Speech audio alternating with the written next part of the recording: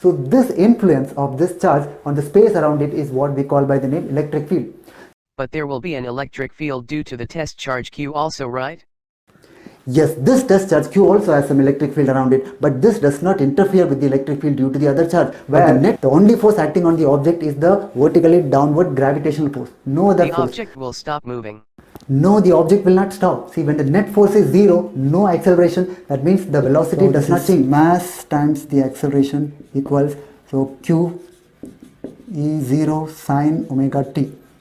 Okay, but what is acceleration? The rate of change of velocity. So if you compare this with the vertical spring block system, the gravitational force in the vertically downward direction does not change the frequency or oscillation. It only shifts the mean position a little downward. So same is the case here.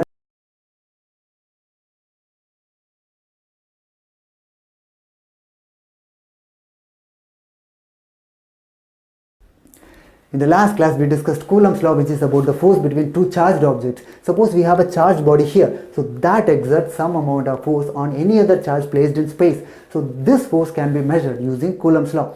That means any charged object has some influence on the space around it. That is why a charged body placed at this point experiences some force due to this charge. So this influence of this charge on the space around it is what we call by the name electric field. So to understand this better, let us take this simple example. So let's have some fire. So this fire has a field around it which stretches beyond the boundary of the fire. Even from some distance you can feel the heat, right? As you move farther and farther, this intensity decreases. When you get closer and closer, the strength of the intensity of the fire increases. So this fire has a field around it. Now you put out the fire, so we have a charge in place of the fire. Now this charge also has some field around it. So we can't see this by our naked eyes, but you can measure this. How do you measure the charge? So we can measure the intensity of the fire using some instrument like the thermometer or something. So similarly, to find the electric field due to this charge at a particular point, say here. Now we use this method. You take another charge, place it at that point. See, this is called test charge. So this is used only for the testing purpose. After the process is done, so we'll throw away that charge because the electric field is due to this charge only. It has nothing to do with that charge. After the process is done, so we don't want that charge. So we use it for the testing purpose. You keep that charge here. So this charge is called source charge, whose electric field intensity we want to find. So this is called source charge, that is called test charge. So we'll find the electric field at that point. We'll find the amount of force exerted by this charge and that charge. So depending upon this force, we will conclude something about the electric field strength. The more the amount of force exerted by this charge and that charge, the more is the electric field strength at that point. Is that okay? But this force also depends on the test charge. Yes, this force does not only depend on this charge, it also depends on that charge, because as per Coulomb's law, the force is proportional to both the charges. But we want electric field only due to this charge. It should not depend on that charge. So what to do? As a standard measure, we will always keep a unit positive charge as the test charge. So that is fixed now. So unit positive charge, 1 unit charge only. Now this force only depends on this charge now. As you increase this charge, the force will also increase. As you decrease this charge, the force will also decrease proportionally. So this force only depends on this charge now. So this force exerted by this charge on that unit charge is what we call by the name electric field. Alright, so the definition goes something like this.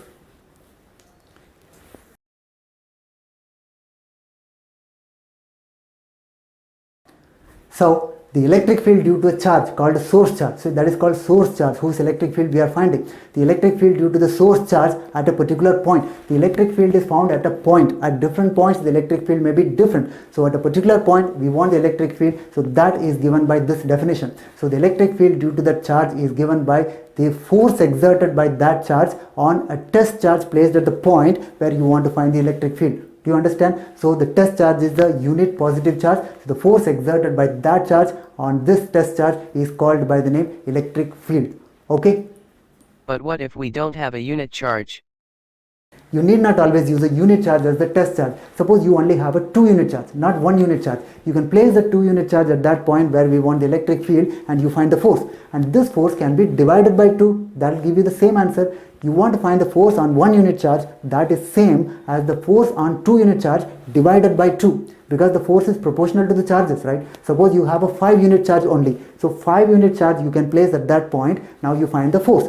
Now this force can be divided by 5, so that is same as the force exerted by that charge on a 1 unit charge. Suppose you have a charge of magnitude Q. Now we want to find the force on 1 unit charge. You find the force and divide that by Q, and that can also be written as the definition of electric field. So the electric field vector, okay, it is a vector. So that is just the force exerted on a unit charge. That is same as force exerted on any charge, not necessarily unit charge. Force exerted on any charge of say magnitude Q, so that is divided by Q, so that will give you the same value. So this can be taken as the definition of electric field. Alright, so the electric field due to a charge is a force exerted on a unit charge, or the force exerted on any charge divided by that charge. Do you understand? So this can be taken as the definition of electric field. So both the definitions are equivalent, right? The force on a unit charge is same as the force on any charge divided by that charge. Okay? But there will be an electric field due to the test charge Q also, right? Yes, this test charge Q also has some electric field around it, but this does not interfere with the electric field due to the other charge, but the net electric field is affected by this charge also. So to minimize the effect of this charge in the space around it, so we take the charge Q to be very small, tending to 0. We take the value of Q very small, very close to 0, so that the effect of this charge can be ignored now. Right? So take the value of Q to be very small, so that the electric field will be mainly due to the source charge only. Is that okay? Right. Now we'll write the unit of electric field. Unit of this electric field.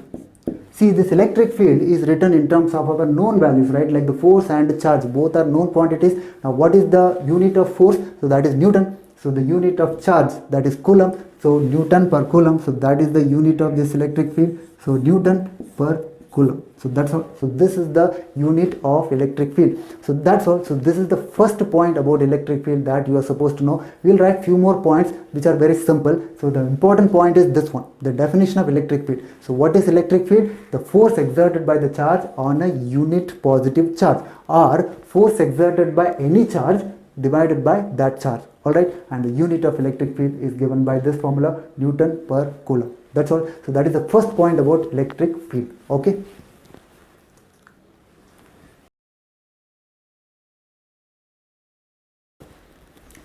Let's talk about the direction of the electric field. So that's kind of obvious, right? Because we have the direct relation between the force and the electric field. So what is the relation? The electric field vector is given by the force vector divided by the charge Q.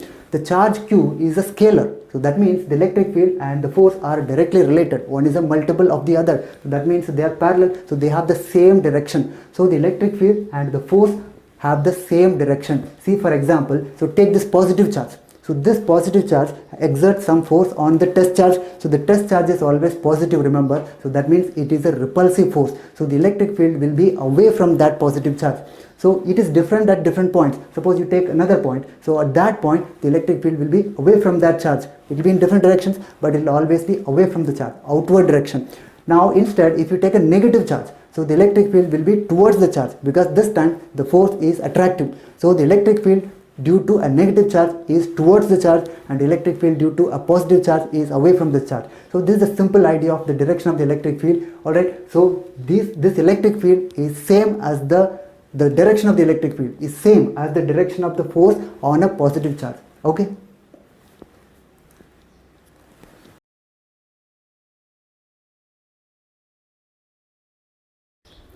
Now we want to find the force due to an electric field. So that is very simple, because again we have the same relation. So this electric field is given by the force divided by the charge Q. Alright, so this is the direct formula which relates electric field and the force on the charge Q. Now this, if you simply multiply, you get the force equals Q multiplied by this electric field. You understand? So this is the formula which relates the force with the electric field. Actually the same formula written again, okay, in a different form. It is essentially the same formula, but we are writing it again because it is an important concept, so which we will use in many questions. So if you want to find the force from the electric field, so you simply multiply by Q. Just like here, when you want electric field, you divide the force by the charge Q, and if the electric field is given in the question, you want to find the force on the charge Q, multiply that electric field by the charge Q. For example, there is an electric field in this direction, alright, due to some source charge, so that is not mentioned here. There is an electric field E. Now you place a charge Q in this electric field, so this charge will experience some force. So what is the amount of force? So that is given by this equation, right? So the force is simply the charge multiplied by the electric field. What will be the direction of the force? The direction of the force is same as the direction of the electric field if the charge q is positive. If the charge q is negative, it will be in the opposite direction, because from this expression F equals q times E. So if q is negative, F and E will be in the opposite direction. So either F and E are in the same direction or in the opposite direction, so depending upon the charge q. So q is positive, same direction, q is negative, it will be in the opposite direction. Is that okay? So remember this idea. So if you want to find the electric field from the force, you divide by the charge. If you want to find the force from the electric field, so if the electric field is given, we want to find the force on a charge q, simply multiply that by the charge q. Is that okay?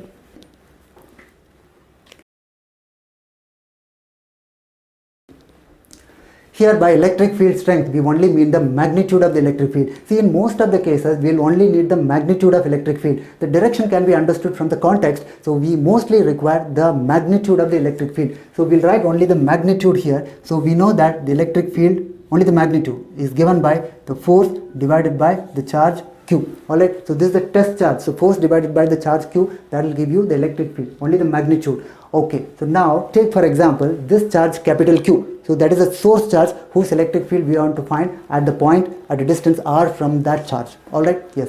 Now this point may be anywhere in space, but at the same distance r, right? This position is not fixed. The point at a distance r from that charge, so that has electric field, force divided by the charge. So let us find the force. So force can be found using Coulomb's law. So that is, so K Q Q divided by r squared. So this is the force due to that charge capital Q on the small charge q. Alright, so now you also have to divide by this charge q. So K Q Q divided by r square, and again divide by q, because we only need the electric field. So that will give you the electric field. So that is K Q divided by r square. So that's all. So this is the electric field due to the point charge at a point at a distance r.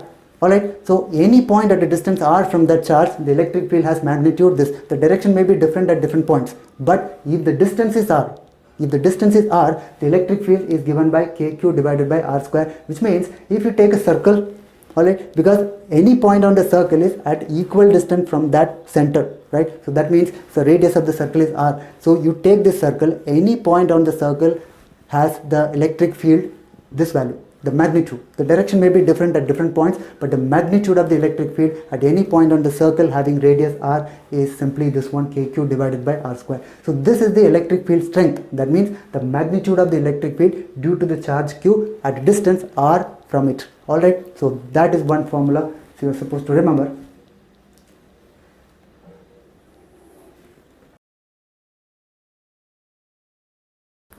See, the superposition principle is same as that we talked about in Coulomb's law. See, suppose you want to find the force exerted by many charges. So what will you do? You will find the force exerted by each charge separately and find the vector sum. Same idea here. Suppose you have many charges q1, q2, q3, etc. You want to find the total electric field due to all these charges at a particular point. So you find the electric field due to the charge q1, so denoted by E1 vector. Similarly, due to the next charge E2 vector, so next electric field E3 vector, you find the vector sum that will give you the total electric field. Because the electric field due to one charge is not affected by the presence of other charges, just like the force, right? Electrostatic force is not affected by the presence of other charges. So same here, the electric field is independent of the presence of other charges. So electric field due to the charge q1, that is E1 vector, is independent of the other charges. Similarly, E2 is independent of the other charges. So the net electric field is given by,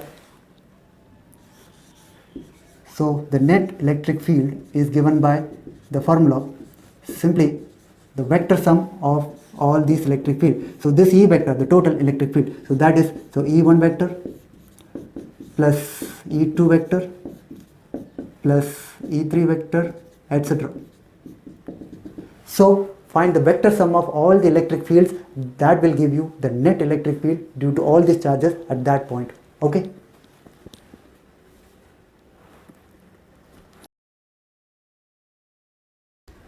So theoretically, these are the only things that you have to know about electric field due to point charge. So we are only talking about electric field due to point charge in this class. So these are the points we have discussed. So keep these points in mind while we solve questions related to these concepts.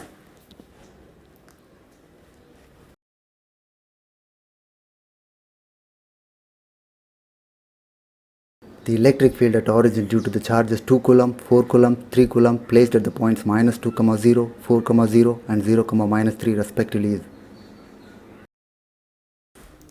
This is a simple question based on the concept of the principle of superposition of electric fields. So we need to find the combined electric field due to these three charges, right, at the point origin. So we have to find the separate electric fields due to these three charges and find the vector sum of these three. You will get the total electric field, right? So let us find one by one. So let's first find the electric field due to the charge 2 coulomb placed at the point -2, 0. So that is denoted by the symbol, say, E1 vector. So that electric field is, so first let us write the magnitude of the electric field. So what is the magnitude of electric field? KQ divided by R squared. So that is KQ. Q is the charge, which is 2 divided by R squared. So that is the distance. So we need to find the electric field at origin. So the distance of that point origin from this charge is 2, right? So that means 2 squared. So KQ divided by R squared. So that is the magnitude. Now let us write the direction. Here, this is the positive charge, so electric field will be away from that charge, right? So here the electric field will be in the direction of positive x-axis. Is it alright? Because this is a positive charge, the electric field will be away from it, so it is in the positive x-axis direction. Now tell me, what is the unit vector in the direction of positive x-axis? So that is denoted by I cap. So that's all. So this is the magnitude of electric field, this is the direction of electric field. So that means, so this is the first electric field due to the charge 2 coulomb placed at that point. So if you simplify, you get K by 2 I cap. That's it. Now similarly, we'll find the electric field due to the other charge, say 4 coulomb placed at the point 4, 0. So that is denoted by E2 vector. So that is K. Q here is 4 divided by the distance. Distance from origin, again 4. So 4 squared multiplied by the direction. So what is the direction? Again, that is a positive charge. So that means the electric field will be away from that charge. So this time it is in the negative x-axis direction, right? So this direction. So minus I cap. So if you simplify, we'll get minus K by 4 I cap. So this is the electric field due to the second charge. Now similarly, the third charge, so that is E3 vector. So that is K. So that has magnitude 3 divided by the distance from origin is 3 here again. So 3 squared. And the direction of this electric field, again it's a positive charge, so the direction will be away from that charge, which means it is in the positive y-axis. Alright, so the direction of electric field is in the positive y-axis direction, so that means the unit vector in that direction is j cap. Okay, so this will give you the answer, K divided by 3 j cap. So now we found the electric field due to all the three charges separately, so we'll have to add this to get the total electric field. So this implies the electric field due to all the three charges. So the net electric field is the sum of all these three. So E1 vector plus E2 vector plus E3 vector. Okay, so if you do the addition of this vectors, so K 1 by 2 I cap. Similarly, this is minus 1 by 4 j cap, sorry, again I cap, plus 1 by 3 j cap. So if you do the simplification, so this is K 1 by 4 I cap plus 1 by 3 j cap. So that is K divided by 12, okay, 12, 3 I cap plus 4 j cap. So that's also, this is our required electric field due to all the three charges in vector form. So we found the vector, right, electric field vector, but we just need the magnitude here. So we just find the magnitude of this vector. So K divided by 12. So what is the magnitude of this vector? 3 I cap plus 4 j cap has magnitude square root of 3 square plus 4 square. So that is 5. So that's all. So this is the electric field due to all the three charges combined. Do you understand? So to find the electric field due to many charges, you separately find the electric field due to all the charges, find the vector sum. So that will give you the required answer. Okay. Infinite objects of equal charge q are placed on the x-axis at 1, 0, 2, 0, 4, 0, 8, 0, etc. Another set of infinite charges are placed on y-axis at 0, 1, 0, 2, 0, 4, 0, 8, etc. The net electric field due to these charges at origin is. So like the last question, here also we need to find the combined electric field due to many charges, but infinite number of charges, not finite like the last one. So infinite number of charges are placed on x-axis. Similarly, another set of infinite charges are placed on y-axis. We need to find the electric field due to all these charges. All the charges placed on x-axis will have electric field in the same direction. So the electric field due to all these are positive charges. So these charges have electric field at origin in the direction in the negative x-axis, right? So the direction is opposite to the direction, right? Because these are positive charges, so the direction of the electric field will be in the negative x-axis. Now similarly, the electric field due to all these charges on y-axis, so that will have electric field along the y-axis. These are negative charges, so the electric field at origin will be pointing towards these charges. So that means the electric field will be upward direction, and electric field due to the charges on x-axis will be in the negative x direction. So let us find first the electric field due to the charges on x-axis. Alright, so let us denote that by say Ex. Okay, Ex, that is electric field due to the charges on x-axis. So let us take the first charge. So that is K, Q. All the charges are of same magnitude. So KQ divided by the distance squared. So that distance is 1 squared. So the first charge is at a distance 1 unit from origin. So 1 squared. Similarly, the next charge. So that is same magnitude KQ, but the distance is 2. So 2 squared. Similarly, the next one KQ divided by say 4 squared, so etc. Alright, so this is the electric field due to all the charges on x-axis. This is only the magnitude. So we want the direction now. So the direction is the negative x-axis direction, that means minus I cap, that is the unit vector in the negative x direction. Okay, so this is to be simplified now. So we can take common factor, say KQ. So this 1 plus, okay, so 1 by 2 squared plus 1 by 4 squared, etc. multiplied by minus I cap. So this is an infinite series, right? We have to find the sum of all these terms. So if you want to find the sum of infinite terms, so there must be some pattern. Do you observe any pattern here? So these are the terms of a geometric progression, right? So this term is divided by 4. So this divided by 4. And then 1 by 4. So that is further divided by 4. So you'll get it. So this is a geometric progression. So do you remember the formula for the sum of geometric progression? So for a GP, so the sum of infinite terms of a geometric progression is given by this formula, A divided by 1 minus R. So the first term divided by 1 minus the common ratio. So this is the formula which we are going to use here. So KQ multiplied by, so the first term here is 1 divided by, so this is 1 minus R. R here is 1 by 4. So 1 by 4 multiplied by, so that same value minus I. So this is 4 minus 1, 3, 3 by 4. So this is simply minus 4KQ divided by 3 I cap. So that's all. So this is the electric field due to the charges on x-axis. Similarly, we will find the electric field due to all the charges on y-axis. So that is denoted by EY. So that has magnitude. So K, Q. So same charges, right? The magnitude, I'm only taking the magnitude. KQ divided by the distance. So this is 1 squared. Plus similarly the next charge. So KQ divided by 2 squared, etc. Right? Actually the magnitudes are same. So here and here the same magnitude. The direction is different. See, these are negative charges, which means the electric field will be towards these charges. So at origin the electric field is towards these charges, that means in the upward direction, in the positive y direction. So that means the electric field has the direction j cap, right? That is the unit vector along the positive y direction, so j cap. So this value we have already found the same value here, right? So the magnitude is same. So that means you will get this 4KQ divided by 3. So because the same magnitude here also, so j cap. So that's all. So this is electric field due to the charges on x-axis and charges on y-axis. Now we want the total electric field. So simply add these values. So we want the electric field due to these two charges. Simply add. So the vector sum. So Ex vector plus Ey vector.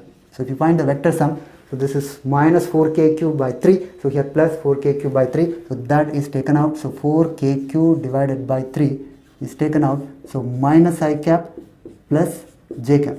This is the vector form of the electric field, right? The electric field vector. But what we need is the magnitude of this electric field. So that means you just find the magnitude of this vector. So our required E equals the magnitude of this. So that is 4KQ divided by 3 multiplied by the magnitude of this vector. So that is square root of 1 plus 1. So that is root 2. So that's all. So that is our required answer. The electric field due to all these charges. So that has magnitude. This one 4kq divided by 3 multiplied by root 2. Okay.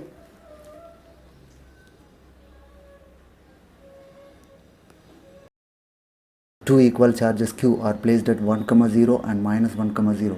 Find the maximum electric field at a point on y-axis. Also draw the graph of the electric field versus the position on y-axis.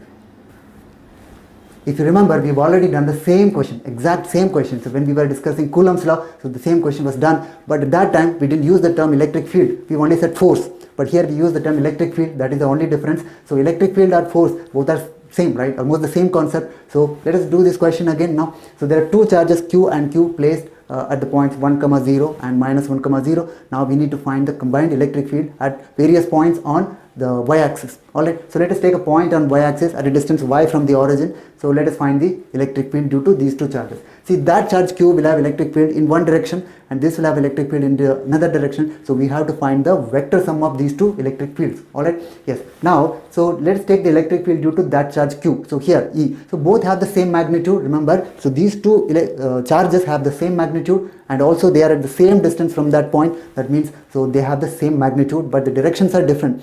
So what you do, so the electric field due to this charge, so that has two components, one in the horizontal direction, one in the vertical direction. So but horizontal components cancel each other, right? Same logic we use there also. See, the horizontal component of the electric field E sine theta, we've taken the angle made by the electric field with the vertical to be theta. So that means this is E sine theta and this electric field will have the horizontal component E sine theta. So both these two are in the opposite direction, so they cancel each other. The horizontal components of these two electric fields cancel each other. See, we only add the vertical components. So what are the vertical components here? So E cos theta. Similarly, E cos theta. So these two terms are added because they have the same direction, vertical component. So let us find the electric field due to the two charges. Okay, and then multiply by 2. So one of them is enough. Just find electric field due to one of the charges and multiply by 2. And also we have to take the component. Alright, so let us find the electric field due to one of the charges. So that equals, so let us find. So that is k q divided by r square. Alright, the distance. What is the distance here? See, this is a right angle triangle. So in the right angle triangle, the distance required. So that is the hypotenuse. So let us find the distance using Pythagoras theorem. So square root of, so that distance is y, so y squared plus, okay, 1, so 1 square. Alright, so this is the magnitude of the electric field, k q divided by r squared. Alright, so this should be multiplied by, now we are finding the component of this. This is only the electric field in this direction, but we only want the component of the electric field in the vertical direction. So what is the vertical component? Making angle theta, so cos theta. You understand? This is the electric field, but we want the vertical component. So this multiplied by cos theta. So that's all. And now we also need we also find the electric field due to the other charge, but that has the same magnitude. So what you do? Simply multiply this value by 2. So that's all. So this is the electric field due to one of the charges in the vertical direction. Multiply that by 2. So we get the total electric field due to both the charges. Okay, done. So now let us simplify this. So this is equal to, so this is kq divided by y squared plus 1 cos theta. So in that right angle triangle we can find the value of cos theta, right? So that is y divided by, so the hypotenuse again, so it is y squared plus 1. Okay, so multiply by 2. So this is simply 2kq multiplied by, so y divided by y squared plus 1 to the power 3 by 2. So that's all. So this is the electric field due to these two charges at a point at a distance y from the origin. Do you understand? So this is the variable electric field because the point is different. Alright, so at different points we have different electric fields. Okay, now we have to plot the graph of this electric field, this value versus that distance y. Okay, so before that we also have to find the maximum value of this. The same maximum value we found there also, if you remember. Anyways, we'll do this again. What is the method to find the electric field or the maximum electric field?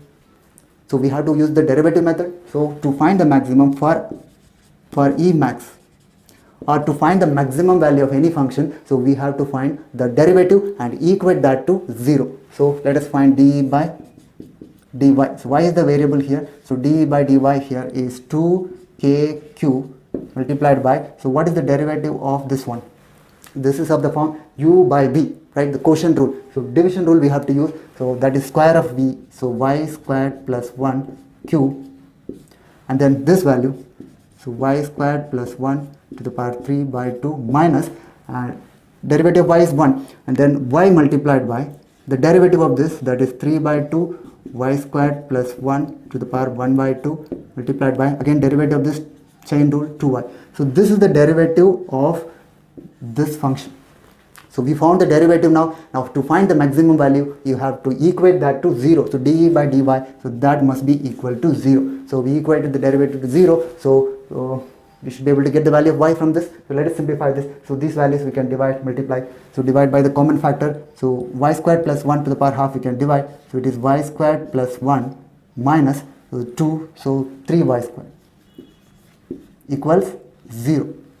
You understand? So that will give you the value of y. So 2y square equals 1. So that will give you y value.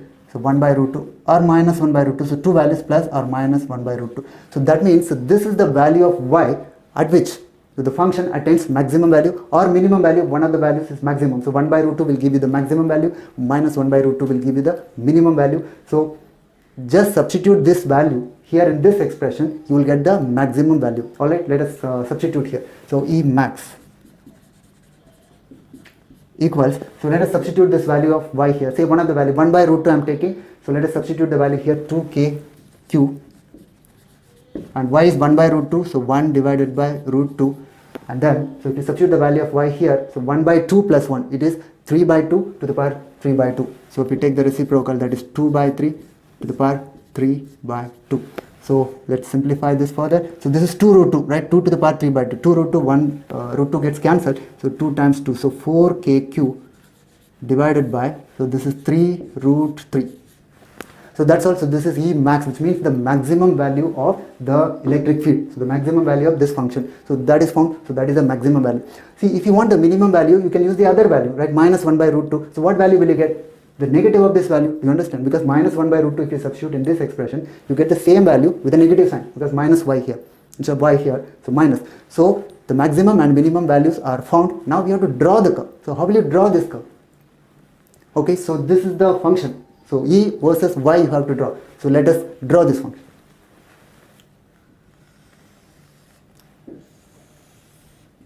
So y here and this is E.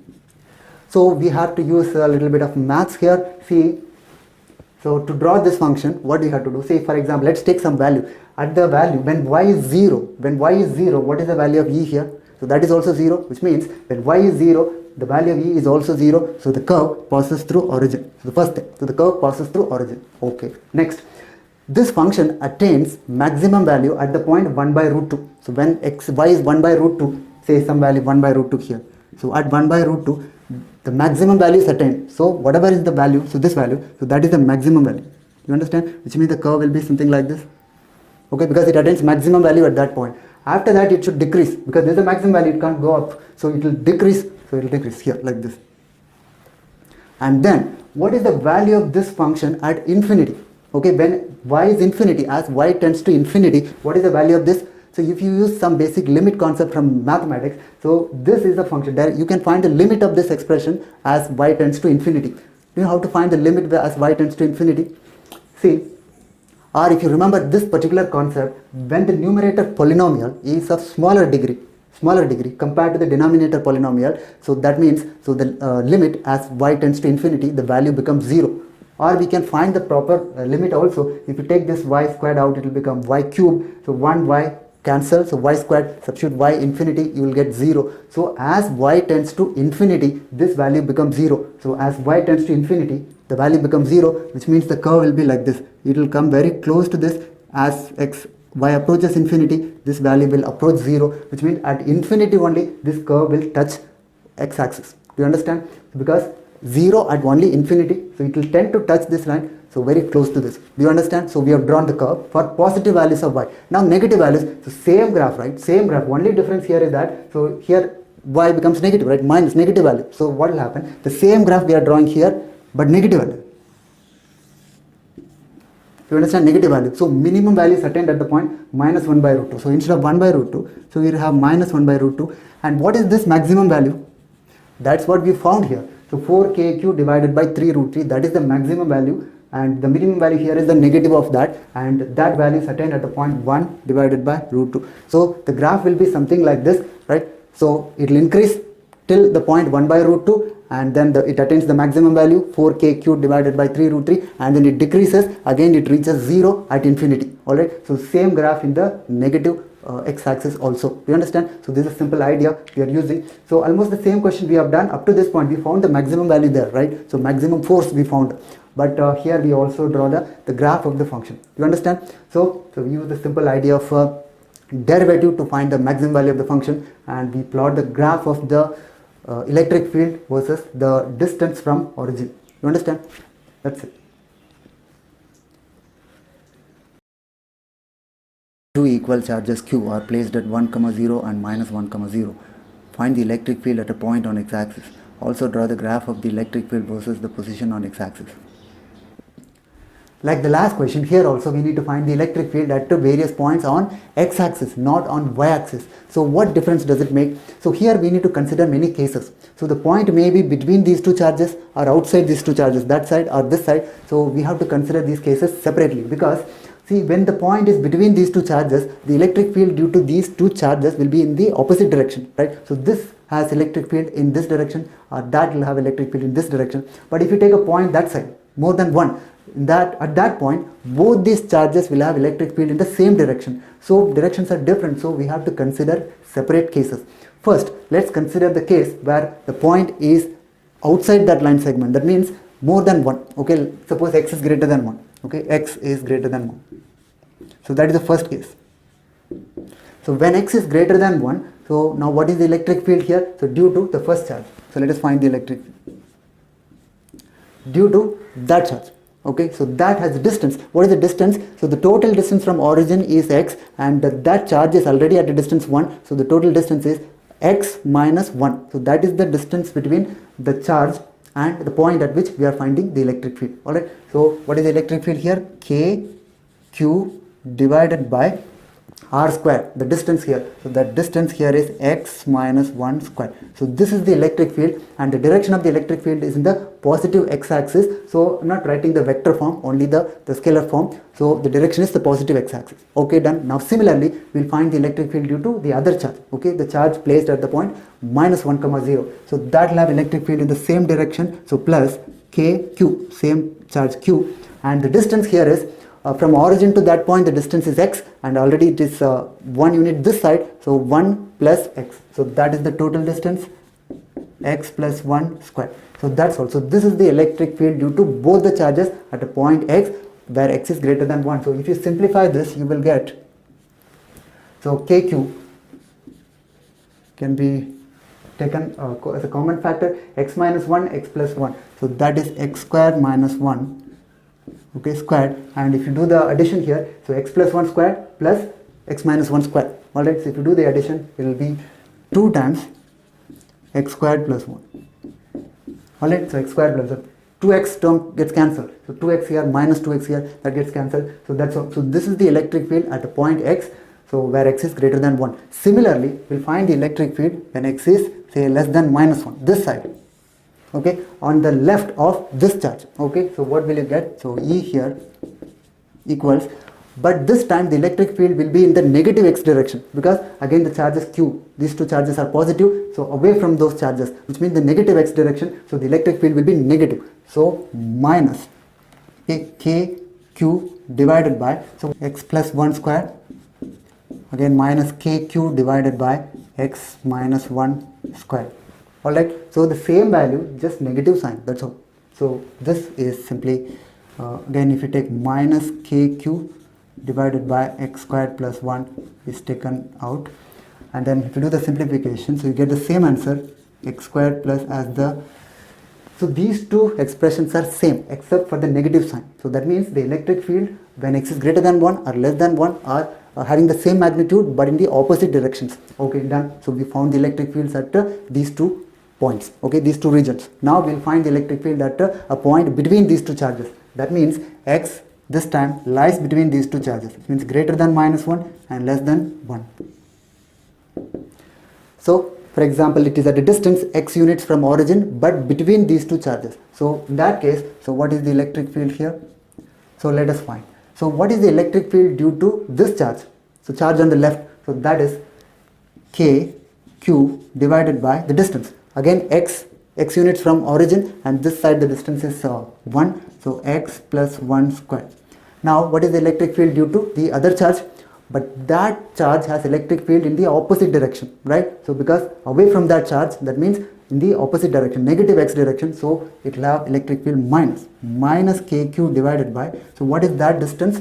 So the distance from origin is 1 again, so 1, and that distance is x from origin, so the distance from that charge here is 1 minus x square. Alright, so if you do the simplification, it is kq divided by, yes, so this will be again x square minus 1 squared multiplied by, so this is x minus 1 squared minus of x plus 1 squared, so that is x square term gets cancelled, 1 gets cancelled, so 2x, so 2x plus 2x, it will be 4x, so minus, so this is 4x.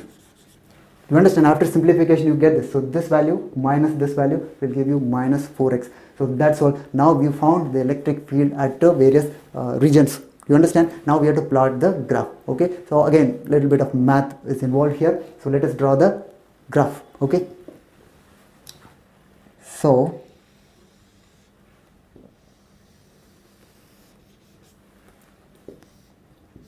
mainly this the total x-axis is divided into 3 regions, because so we have the electric field at the different regions, we have different expressions. So 1 here and minus 1 here. Okay, yes. Now what is the electric field at the point 1? That we have not found here because x is out of our domain. See, for example, you take this expression when x is 1, if you substitute x1 here or here anywhere, so if you substitute x value 1, so what will you get? So the numerator becomes something but denominator becomes 0. So at 1 denominator becomes 0. So what is the value? It is infinity. So that means at 1 the electric field is reaching infinity. So it is like this. So at 1 the electric field is infinity, like this. It goes till infinity. And then at 0, at infinity, when x is infinity, what is the electric field? So like we discussed already, this numerator polynomial is of degree 2, denominator polynomial is of degree 4, denominator is higher degree, so that means the limit as x tends to infinity becomes 0. Do you understand? Denominator is higher degree, or if you find the limit, so this will be x to the power 4, that will be x square, so x will still be remaining in the denominator, so if you substitute infinity you will get 0. So as x tends to infinity, the whole expression becomes 0, so at infinity it becomes 0, so the graph will be something like this. At infinity it becomes 0. You understand? Okay, now this is done. This region where x is greater than 1, so this is the electric field. Okay, now we will draw the graph of this region. Okay, so when x is less than 1. See, if you observe, these two expressions are same except for the sign. So minus here, plus. So same sign, which means the same curve will be there here also, but in the negative y-axis. So the same graph here, but negative y-axis. Okay, it will be like this. You understand? So same value, but negative.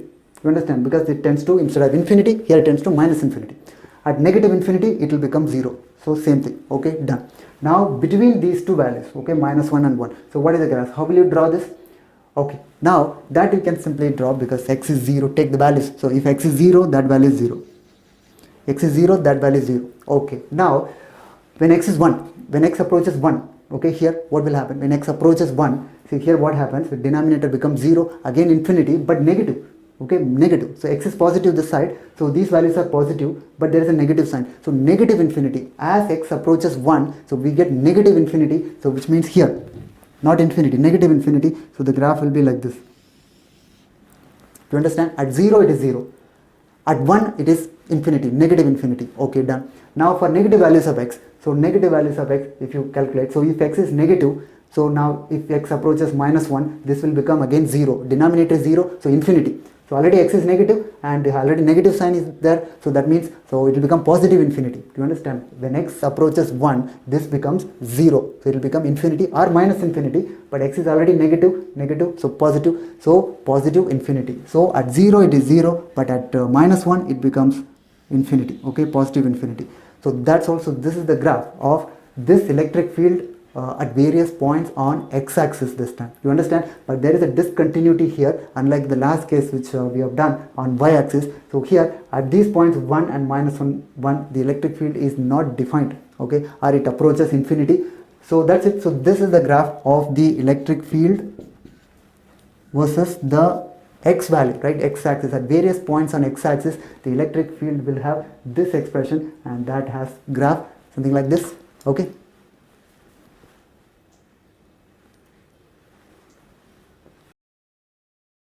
The charges minus 4q and 9q are placed at 10, 0 and minus 10, 0 respectively. The point on x-axis at which the electric field is 0 is. Again, this is also the same type of question which we have done in Coulomb's law. Do you remember the point where the electric field is 0 or the force on a charge is 0? So these two are opposite charges. So do you remember the point where the electric field is 0 or the force on a charge is 0? That point divides externally in the ratio of the square root of the given charges.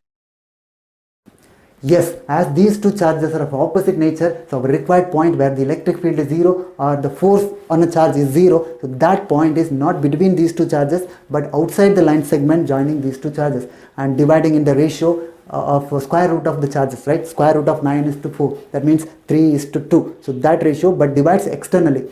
So let us not use the formula, we will do it from the basics. Alright, let us find the electric field equated to 0. So what is the electric field due to the first charge, say 9q? So that is k 9q, right? Kq divided by r square. So the distance here is, alright, so distance between these two charges is 20, right? 10 plus 10, 20, and that point is at a distance x from that charge 4q. That means the total distance from this charge is 20 plus x. So 20 plus x. So kq divided by r square. So that is the electric field due to the charge 9q. But what is the direction? So that will be in the positive x direction, right? As this is a positive charge, so the direction will be away from it. So that means it is in the positive x direction. So positive. Similarly, the next charge minus 4q, that is a negative charge. So the electric field will be towards that charge. So that means that will be in the negative x direction. So negative. And then what is the electric field? K 4q. So once you use the negative sign, so we can only take the magnitude here. So k 4q and the distance. So the distance between the charge and the point is x only. So x squared. So we want this to be 0 because we want the total electric field to be 0 at that point. So that's it. Simplify this. So if you multiply 20 plus x divided by x, okay, square. So that equals 9 divided by 4 because these values cancel. So 20 plus x divided by x here, taking square root, we get 3 divided by 2. So that is the ratio of the square root of the given charges, right? The square root of 9 is to 4. So that is 3 is to 2, right? So anyway, so if you multiply this, so it is 40 plus 2x equals 3x. So we'll get x value 40. So 40 is the answer to the question. 40 is not the actual answer because 40 is only the distance between the charge 4q charge and our required point. You understand? That is not the answer. We want the position of that point. That means from the origin, what is the distance? Already the charge 4q is at a distance 10 units. Now this is at a distance 40 from that point. That means our required point here is at that point 40 plus 10. So that is 50, comma 0. So this is the position of the point where the electric field due to these two charges is 0. You understand? That's all. So that is the answer to the question.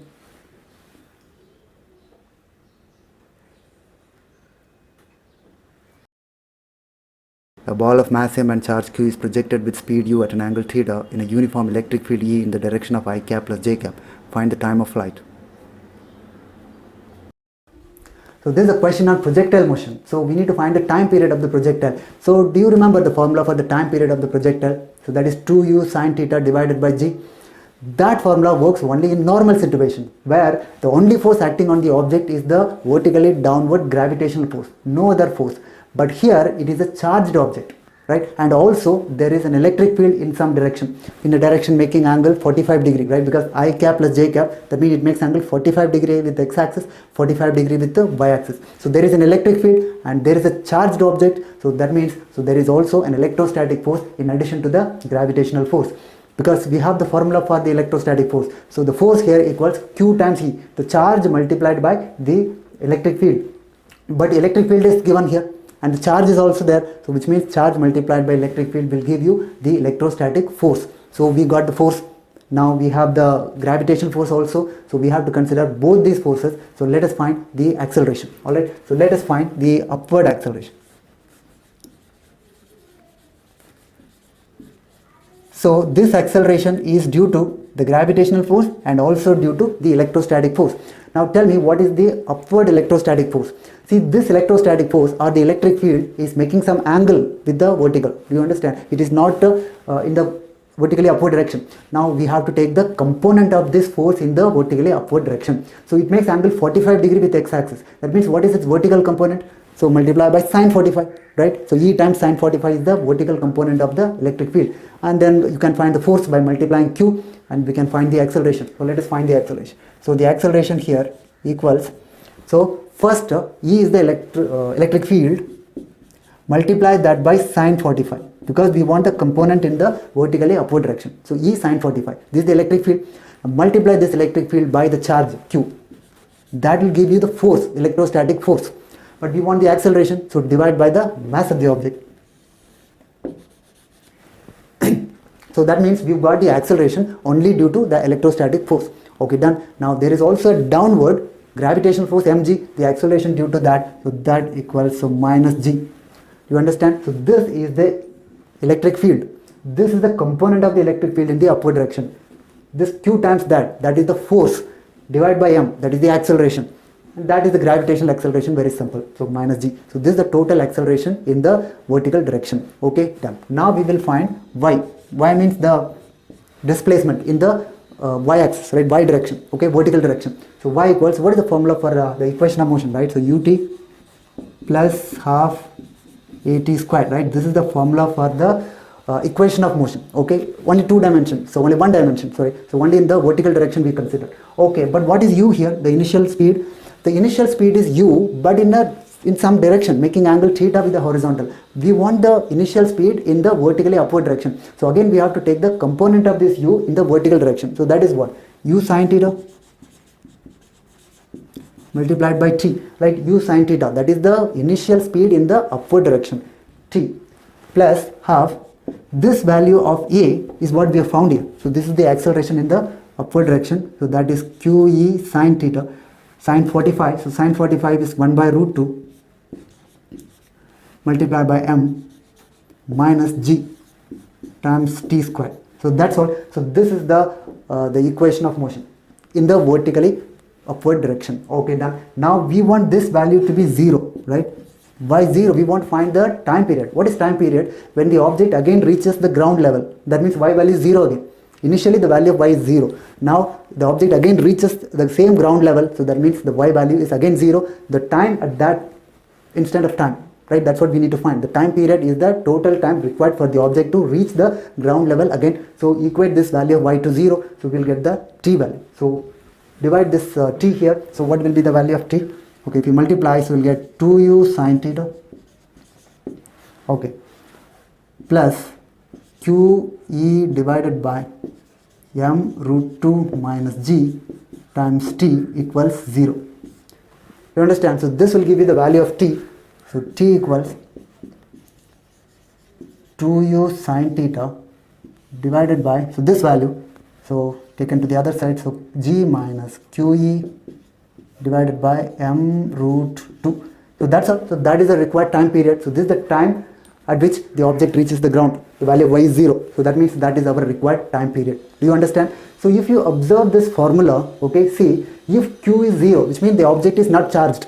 Okay, it is uncharged object, which means the total value will be 0. Okay, so that means we'll get 2u sine theta divided by g. So that is our normal formula for the time period, right? Without any electrostatic force. The object is not charged. So we'll get our normal time period, which is 2u sine theta divided by g.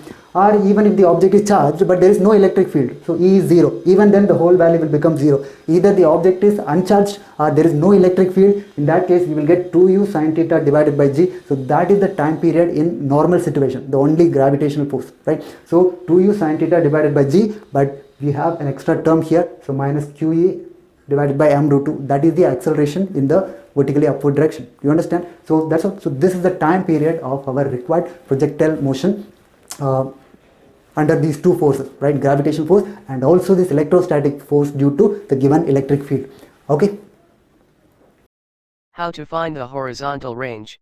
See, we can use the same concept of projectile motion to find whatever required, right? Like the horizontal range or the maximum height, whatever you want to find. So you can use the same logic, you understand? But keep that in mind, it is not only the gravitation force, but also there is an electrostatic force in the upward direction and also in the forward direction or like horizontal direction also there is a component. So you keep that point in mind. So you can use the same logic. I'm not doing that. So just to give you an idea, suppose you want to find the horizontal range. Horizontal range means what? The distance x. So x we will find. So what is x formula? X equal to same formula, ut plus half at squared. But usually this a is 0 in the horizontal direction because the gravitational force will only be acting in the vertically downward direction. So there is no acceleration in the horizontal direction. So this term will be 0, simply ut. But here we can't write just ut because there is also a horizontal force due to that electric field. So what is the formula here? So u cos theta, that is the component of the initial speed in the horizontal direction, t plus half at squared. So what is the acceleration here? The acceleration is only due to the electric field in the horizontal direction, horizontal component of the electric field. So that is QE cos 45 divided by m. Alright, so this is the acceleration. So QE cos 45 is the horizontal force. Now divide by m will get acceleration. So got it, and then t squared. Now we've already got the value of t here, the time period. So that t, if you substitute in any one of these two places, you will get our required horizontal range, right? The total horizontal range will get, because that is the value of x when the time is the total time period. So substitute this value of t, you should be able to get our required horizontal range. So whatever required about the projectile motion you should be able to find, but keep this in mind, there is also a force in addition to the gravitational force due to that electric field. Okay.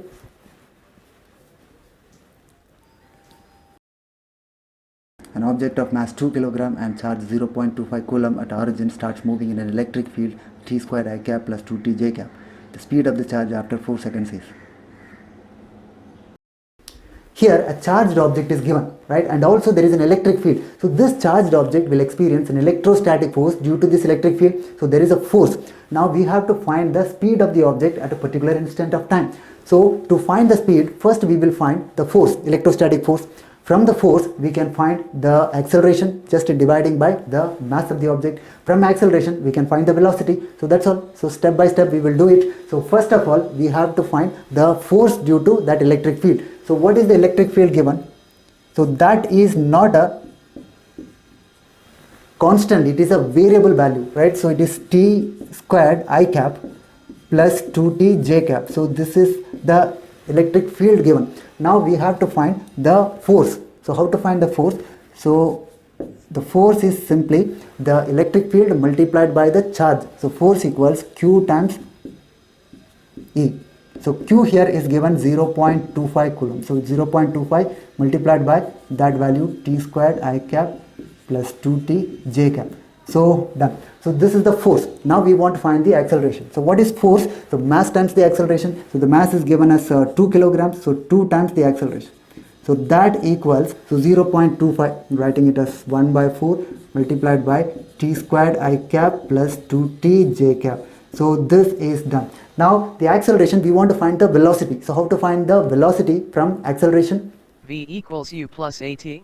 See that formula, v equals u plus at, ut plus half at squared, all these formulae work only for constant acceleration, right? Uniform acceleration. So those formulae don't work for variable acceleration. So here the acceleration is a variable. So don't use all these formulae. You have to use the calculus, right? You have to use integration, differentiation. All right. So acceleration is what? The rate of change of velocity. So this acceleration here is 2 dv by dt. So the rate of change of velocity, so that is the acceleration. So that equals, so 1 by 4, so t squared I cap plus 2t j cap.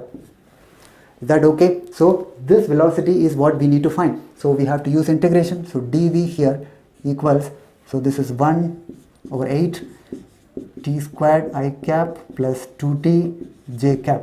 Okay. So now what you do, you just do the integration. So dt is multiplied. So just do the integration. So initially the speed is 0. So final speed is v. So it is, so the time is 0 to t. Okay. At that instant of time, so the time is taken as t. So That's all, just integration. So what is the integration of this? V equals, so 1 divided by 8. So this is t squared, so which is t cubed divided by 3 plus 2t squared by 2, so t squared from 0 to t. I think this t is given in the question. So after 4 seconds, we need to find 4 seconds. This t value is 4, so 0 to 4. Okay, simple substitution. So here we get, so 1 by 8. So I missed this I cap here, and then j cap. So 4 cube. Alright, so 64 divided by 3 I cap plus 16 j cap. So if you take 16 as a common factor, 16 by 8, so that is 2 multiplied by 16. If you take outside, it becomes 4 by 3 I cap plus j cap, so that is 4 I cap plus 3 j cap divided by, so this 3. Okay, so that's all. So that is v, v vector, right? This velocity. We just need the speed. Okay, take the magnitude of this. So this is v equals, so 2 divided by 3 multiply by, so what is the magnitude of 4 I cap plus 3 j cap? So that is square root of 4 squared plus 3 squared, so that is 5. So that's all. So that is the answer. This is 10 divided by 3, say meter per second. So that is the required speed. So that is the speed of the object at that point, right, at 4 seconds. That's all. So very simple. So what we find is, what is given is the electric field. From that we found the force. From force we find the acceleration, and from acceleration we find the velocity. So that's all, very simple. So the answer here is 10 by 3. Okay.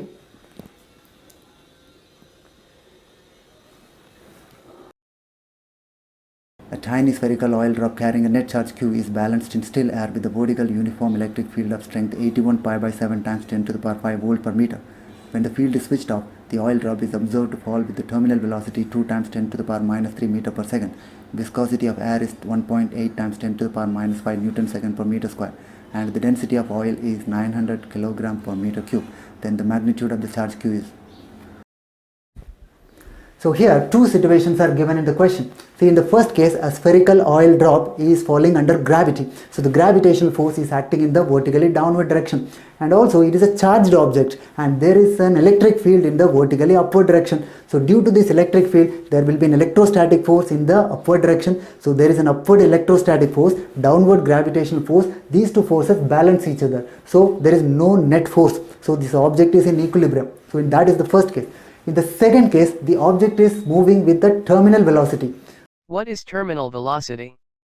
See, what is terminal velocity? See, in the second case, what happens? So the object is moving under gravitational force. So there is no upward electrostatic force. But as the speed increases, there is one more force which starts acting on this object. So that is the viscous force due to the atmosphere. Right? So what is viscous force? So the atmosphere will have some drag effect, right, which is against the gravitational force. So the gravitational force is acting in the downward direction. There will be a viscous force due to the atmosphere in the upward direction against the gravitational force. So this is a speed dependent force. As the speed increases, this force will also increase. So initially the speed was 0. So that means no viscous force. Now as the speed increases, the viscosity will increase. So after some stage, what will happen? This viscous force will be equal to the gravitational force. So these two forces balance each other. So at that moment, the net force is 0. So what will happen when the net force is 0? The object will stop moving. No, the object will not stop. See, when the net force is 0, no acceleration, that means the velocity does not change. See, what is force?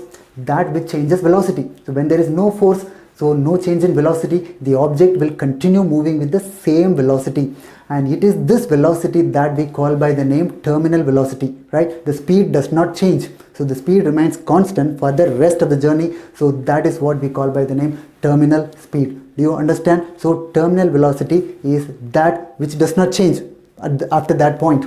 See, whether the object is moving with the terminal velocity or the object is at rest, in both the cases, the net force is 0. So in the first case, the gravitational force is balanced by the electrostatic force. In the second case, the gravitational force is balanced by the viscous force. So equate them, you should be able to get the answer, right? So first case. So in the first case, the gravitational force is balanced by the electrostatic force. Alright, so mg must be equal to QE, right, in the first case. In the second case, the same gravitational force mg is balanced by the viscous force. So do you remember the formula for the viscous force? So this you are supposed to remember. This is 6 pi eta rv. So this eta here is the coefficient of viscosity, so that is given in the question, and r is the radius of the sphere and v is the terminal speed. So all these values are known. So let us solve the two equations now. But the mass of the object is not given in the question, so only the density is given. So mass can be written as volume multiplied by density. So mass equals volume times density. So what is volume of the sphere? So this will be 4 by 3 pi r cube. So that is the volume of the sphere multiplied by the density of the oil drop. So that is given to be say 900 multiplied by this g. So g is say 9.8 equals 6 pi. This eta, that is the coefficient of viscosity, so that is given in the question. So that is 1.8 times 10 to the power minus 5 multiplied by r is not known, and v is the terminal speed, so that is given in the question, 2 times 10 to the power minus 3. So that's all. So we need to solve this equation to get the value of this r. Okay, so one r will get cancelled, so we'll get r square, and then this pi also is cancelled, so this will be equal to, so let me write it here. So 4 1 2 can be cancelled here, so this will become 3 times 3 9 multiplied by, okay, let me write it. So 1.8 times 2 times 10 to the power minus 8 divided by 1 2 is cancelled, so 2 multiplied by 900 multiplied by, so this is 9.8. Okay, so let us do the simplification here. So 1 9 will get cancelled, so this 2 gets cancelled. Okay, so this you this is r squared, so let us write the value of r here. So taking square root, so this 9 got cancelled, this 2 is also cancelled. 1.8 square root 9.8, so you divide by 2 this one, so this will become 0.9, this will become so 9.8, so it is 4.5, half of that value. So sorry, 4.9, so 4.9 has square root what, or 49 has square root 7. So similarly this is 9, so 9 has square root 3. After multiplying this by 10, okay, after multiplying this by 10, so it will become 98 divided by 2, 49. So this is 9, so the square root here is 3. So I'm writing directly, okay, just to avoid steps. So 10 to the power minus 8 square root is 10 to the power minus 4. So divided by, so this 2 is cancelled, this 9 also gets 100. So 100, that square root is 10 multiplied by, so this is 49, okay, so we have divided by 2, so 49 has square root 7. So this value of r is 3 by 7 multiplied by 10 to the power minus 5. So we found the value of r, okay, but the question here is to find the value of the q, right, the charge. So let us find it, substitute this value of r in this equation, okay, so that will give you another equation. So substitute here, so this value of r in the question, in the first equation. So here mg equals q times c, okay. Suppose this is our equation number 1, this is equation number 2. So we've solved equation number 2, so we've got this result. Now we'll use equation number 1. So this 1 becomes, so mg, so mg is what we found here, okay. So 4 by 3 pi, so let me write again. So 4 by 3 pi r cube multiplied by 900 multiplied by 9.8. So this is the mg, and that must be equal to qe. So q, so that equals q multiplied by E value, right? E is the electric field, so that is given in the question. So 81 pi divided by 7 multiplied by 10 to the power minus 5. So let's substitute the value of r here, right? We found the value of r, so that can be substituted. So 4 divided by 3 multiplied by r cube. So r cube is 3 by 7 cube, which is 27 divided by say 7 cube multiplied by 10 to the power minus 5 cube. So 10 to the power minus 15. So 900, okay, 1 9 at least we will cancel. So this is 100 multiplied by 9.8 equals, this is 9 cube divided by 7 times 10 to the power 5. Okay, right. So this 1 7 can be cancelled. So 7 squared. So 49. 49. This is 9.8. So 2 times, right? 0.2 times. Okay, and 0.2 multiplied by 4. So this is 0.8 and 3 27. So 9. So that 9 will cancel with this. So 0.8 multiplied by 10 to the power minus 13 equals q multiplied by 10 to the power 5. So that will give you the value of q is 0.8 multiplied by 10 to the power minus 18. So that's it. So you can also write it as 8 multiplied by 10 to the power minus 19. So this is the value of q. You understand? So this is the charge required, okay, the charge of the given object. See, these are all simple calculations, right? So the physics part is only this much. So the forces balance each other. The rest of the things, you simply substitute the values given in the question, and then we find the unknown values. See, we first find the value of R using this equation. We found the value of R, and that value of R you substitute in the first equation to get the value of Q. So we found the value of Q, which is the charge of the given object, and that is the answer to the question. A particle of mass 10 to the power minus 3 kilogram and charge 1 coulomb is initially at rest. At time t equal to 0, the particle comes under the influence of an electric field E equals E0 sine omega t, where E0 equals 1 Newton per coulomb and omega equals 10 to the power 3 radian per second. Consider the effect of only the electrical force on the particle. Then the maximum speed attained by the particle is. So here the electric field is given, which is dependent on time. So the electric field here is a time dependent function. So we have to find the speed. So similar question we have already done. See, this electric field is given, so we'll have to find the electric force first. From force we'll find the acceleration. From acceleration we'll find the speed. The same procedure so that we followed in the other question. See, the electric field is given. So E equals, say, E0 times sine omega t. Alright, so this is the electric field which is dependent on the time t. Now let us find the force. So force here is Q times the electric field. So that is Q E0 sine omega t. Okay, so but what is force? Mass times the acceleration. So this is mass times the acceleration equals, so Q E0 sine omega t. Okay, but what is acceleration? The rate of change of velocity. So dv divided by dt. So that equals Q E0 sine omega t. Okay, right. Now let us do the integration. So this is m dv equals Q E0 sine omega t dt. Alright, just do the integration. 0 to t. And this is 0 to v. Alright, so what is this integration? So that is just v. So mv equals, so this is Q E0. So what is the integration of this sine omega t? So that is minus cos omega t divided by omega, right? So sine x integration is minus cos x. So but here it is omega t, so you have to divide by omega. So Q E0 divided by omega, and this is minus cos omega t. The limit is given 0 to t. So that equals, so what is the value? So if you integrate this, Q E0 divided by omega multiplied by, so substitute this limits. So cos 0 is 1 minus cos omega t. So 1 minus cos omega t. So that's also, this is our required mv. So we need v. So multiply this by m. Okay, so that's also, we found the speed v in terms of the time. Okay, the v is also a variable function. Okay, now we have to find its maximum value. So these are all constant values, right? Q E0 divided by omega m. So all these are constant values. So the only variable part is this one. So we need to find its maximum value. So what is the maximum value of this expression? 0.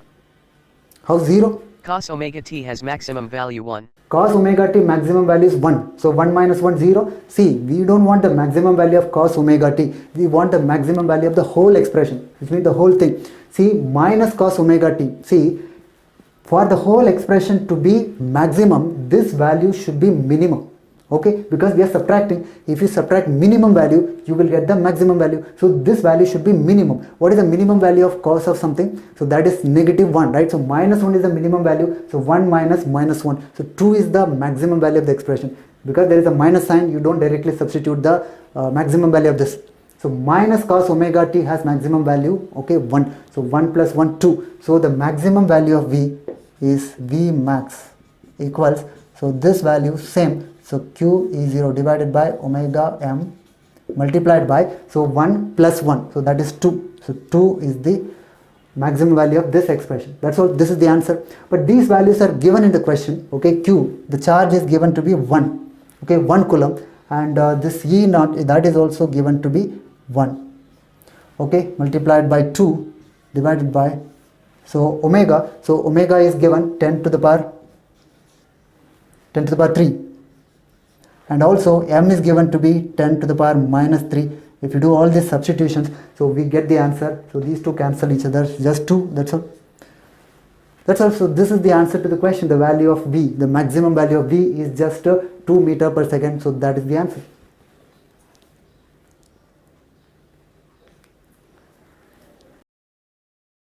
An uncharged sphere of mass 3 kg is placed in a time-varying electric field E equals 3t square. If the charges on the sphere are leaking at the rate of 2 microcoulomb per second, the speed of the sphere after 20 seconds is. So here also an electric field is given which is dependent on time. So we have to find the speed of the object under this electric field. But this object is initially uncharged. When an object is not charged, this electric field will have no influence on that object, right? Only for a charged object, so there will be an electrostatic force due to this electric field. Because Q times E, what if Q is 0? So the total force is 0. So but what happens, this object is initially uncharged, but the charges are leaking. So that means the object is getting charged. The charges are leaking at some rate. Alright, so initially what is given, the electric field is given to be, right, 3t square. But the rate at which the charges are increasing, so that is given to be 2 microcoulomb, right? 2 times 10 to the power minus 6, right? Microcoulomb. So 10 to the power minus 6. Alright, so this is dq by dt. Maybe it is negative or positive. You either take negative or positive, because when charges are leaking, maybe it is getting positively charged or negatively charged. Does it matter? See, we only need the magnitude anyway, because the force will remain same whether it is a negative charge or positive charge, only the directions may be opposite, right? So you just take this to be positive, it's okay, the magnitude of the force will remain the same. So dq by dt is this. So what is q then? After integration we get 2 times 10 to the power minus 6 multiplied by t. Okay, initial charge is 0, so this times t, that's all. On integration we get this. So we got q. Now what is force formula? Force equals q times e, but q is found now. So 2 times 10 to the power minus 6 times t. And also the electric field is given 3t square. So this value multiplied by 3t square. Okay, so this is force. But what is the formula for force? Mass times the acceleration. But the acceleration I am writing dv by dt, right? Rate of change of velocity. So that equals, so this value, so this is 6 times 10 to the power minus 6 t to the power 3. Okay, so that's all. So now we have to do the integration. So m is given to be, so 3 kilograms, so m can also be substituted here, 3 times dv, so that equals, so this value 6 10 to the minus 6 t cube dt. Alright, so let us do the integration. So integration 0 to v, and here if you do the integration 0 to time after 20 seconds, so which means the final time is 20. So let us do the integration here. So this is 3v equals, so this is 6 times 10 to the power minus 6, so t cube, so that means t to the power 4 divided by 4. Now we have to substitute the limits 0 to 20. Okay, so that is v equals, so 2 times 10 to the power minus 6 multiplied by, so substitute this limit, so 20 to the power 4. So 20 to the power 4 is 2 to the power 4, which is 16 multiplied by 10 to the power 4 divided by 4. So this will give you the value. So 16 by 4 is 4, 4 times 2, this is 8. So 8 multiplied by 10 to the power minus 2. So that's all. So meter per second. So this is our required speed. So now we can also write it as, so 8 times 10 to the power minus 2. So 10 to the power minus 2 meter, right? That is same as centimeter, right? So 8 centimeter per second. Because 1 centimeter is what? 10 to the power minus 2 meter. So it means 100 centimeter is 1 meter. So 8 centimeter per second. So that is our required speed. So that's all, right? So very simple question. You see, so the charge here is not constant. Unlike the other questions, the charge here is not constant. Charge also changes continuously. So we found the charge in terms of the time, but the rest of the concepts are same. F, force equals charge multiplied by the electric field. So same integration method. Do you understand? So that's it. So this is the answer, 8 centimeter per second.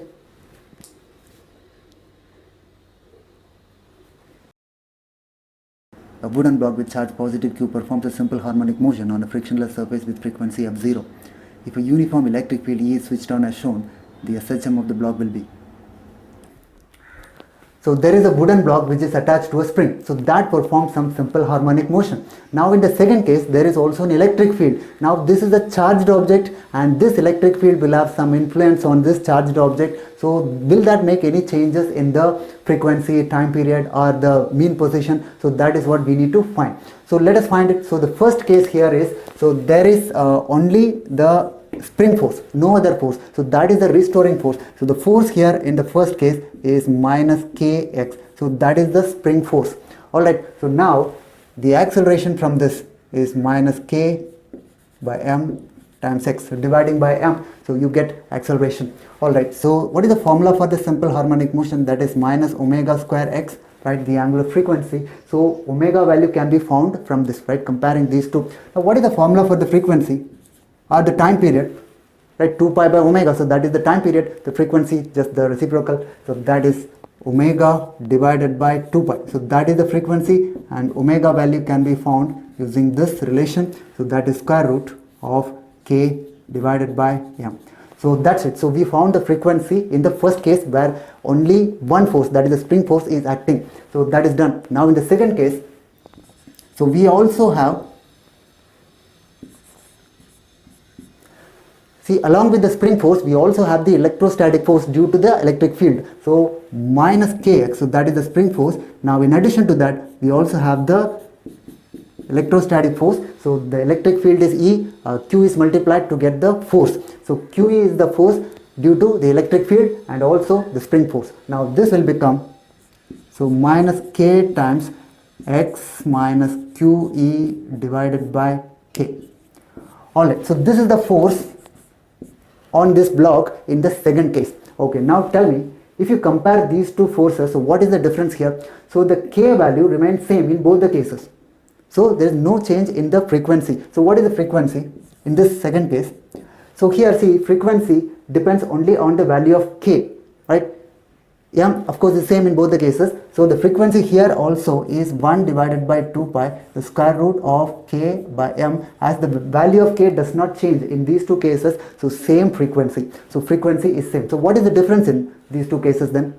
See, in place of X, we have X minus QE by K. So what is the mean position? See, in the mean position, the force is 0. Exactly in the middle, the force is 0. So that means the mean position here is X equals 0, right? So that is when the force becomes 0. So the mean position is at X equal to 0. Now here, when the force becomes 0, so what is the mean position here? Tell me. So the mean position here in the second case is when the force is 0, that means this value is 0. X minus QE divided by K, so that becomes 0. So this gives you the value of X. So QE divided by K. So the mean position becomes, instead of 0, QE divided by K. So the mean position is shifted by some value. So this value QE divided by K. If you compare this with the vertical spring block system, the gravitational force in the vertically downward direction does not change the frequency or oscillation. It only shifts the mean position a little downward. So same is the case here. So here it is a horizontal simple harmonic motion, and the electrostatic force is also in the horizontal direction. That does not change the frequency, because this electrostatic force is not a restoring force. It is unidirectional force. So that means there is no change in the time period or frequency. It only shifts the mean position by this quantity, right? So the answer here is